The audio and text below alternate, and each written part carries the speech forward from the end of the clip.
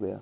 अपन next index की बात करते हैं, निफ्टी 500। ये एक अच्छा है, ये निफ्टी 500 वो है जो 500 बेस्ट कंपनी है मार्केट में। 7,000 से ज़्यादा स्टॉक्स हैं, उसमें से जो 500 बेस्ट स्टॉक है इसमें वो कवर होते हैं। आपका पैसा इसका 500 कंपनियों में जाता है, इसलिए सेफ है।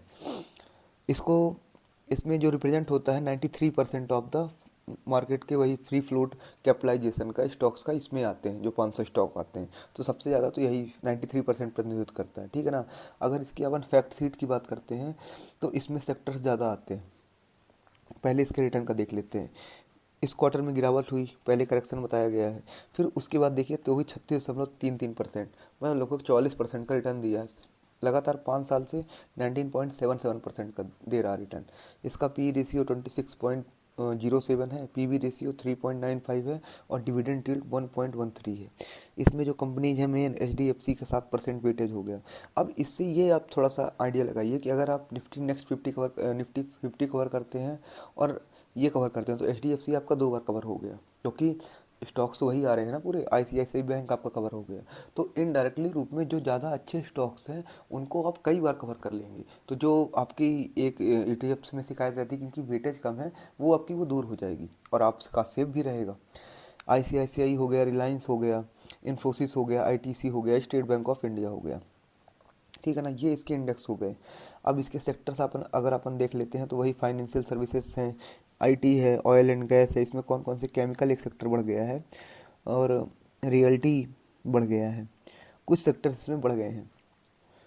मीडिया एंटरटेनमेंट एंड पब्लिकेशन बढ़ गया है, फॉरेस्ट मटेरियल बढ़ गया है, टेक्सटाइल बढ़ गया है। तो ये टोटल इसमें सेक्टर्स हैं। अब सेक्टर में अगर वही डिस्ट्रीब्यूशन, तो फाइनेंशियल आपको कई बार दिखा चुका हूँ, बस इसमें ये देख लीजिए कितने सारे हैं, ये आपको इसमें दिखेगा भी नहीं। तो एक ये है कि आपका पैसा कई सारे उसमें सेफ हो जाता है, ठीक है ना। फिर नेक्स्ट है उसका देख लीजिए आईटी का। आईटी में इतनी सारी कंपनियाँ आती हैं 500 में। फिर ये ऑयल का है, ऑयल में जितनी भी कंपनियाँ हैं आपकी सब आ जाएंगी इसमें। अब रिलायंस सबसे बड़ी है इसलिए उसका वेटेज सबसे ज़्यादा है।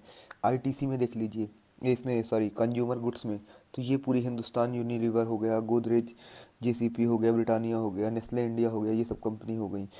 फिर उसके बाद मेटल में, मेटल जो सेक्टर है उसमें पूरी कंपनियां ये आती हैं, इसमें पूरे सेक्टर्स आपके हो गए। अब इसको अपन कवर किससे करते हैं, इसका कोड है मोनी 500, आपने पहले ही बताया है। अब इसमें अगर रिटर्न अपन देखते हैं लास्ट एक ईयर का, तो क्योंकि ये ईटीएफ कुछ साल पहले ही आया है, अभी एक साल भी नहीं हुआ है।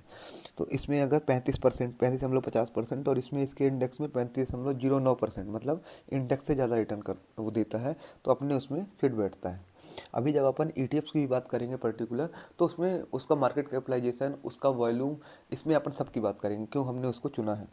तो अपन पहले अगर इनके 500 स्टॉक्स को अगर आपको देखना हो तो हमने इसकी लिस्ट आपको प्रोवाइड कर दी है। ये 500 स्टॉक्स हैं, बेस्ट स्टॉक्स 500। तो किसी को अगर प्लेलिस्ट अपनी बनानी हो, उसमें प्लेलिस्ट बोल रहा हूँ सॉरी, विश लिस्ट, तो उसमें ऐड कर सकता है। अभी हम आगे क्या करने वाले हैं, ये जो 500 बेस्ट स्टॉक्स हैं, तो हम इनकी फंडामेंटल टेक्निकल एनालिसिस भी करेंगे, जो हम अपने वीडियोस में अपलोड करेंगे। तो आप हमारे साथ बने रहिए। तो आप अपनी अगर यंग हैं या फिर आपको लॉन्ग टर्म इन्वेस्टिंग करती हैं, तो आपको ऐसा लगता है कि मैं रिस्क ले सकता हूँ, एक कंपनी में आ सकता हूँ, तो आप बिल्कुल फंडामेंटल टेक्निकल एनालिसिस हमारी देखिए, और कंपनी के ऑपरेशन के हिसाब से हम उसमें बताएंगे कंपनी कैसा भविष्य में उसको क्या काम है, कैसा कर सकती है। तो आप अपनी खुद की इन्वेस्टमेंट उसमें कर सकते हैं। ये टोटल यहाँ स्टॉक्स हैं 500 स्टॉक्स, आप इसको देख सकते हैं पॉज करके। 257 तक है निफ्टी 500 स्टॉक्स। एक ये इससे पता चलता है कि 500 स्टॉक्स हैं, इतने सारे सेक्टर हैं, तो आपका पैसा कितना सेफ है, जो हम डाइवर्सिफिकेशन की बात करते हैं।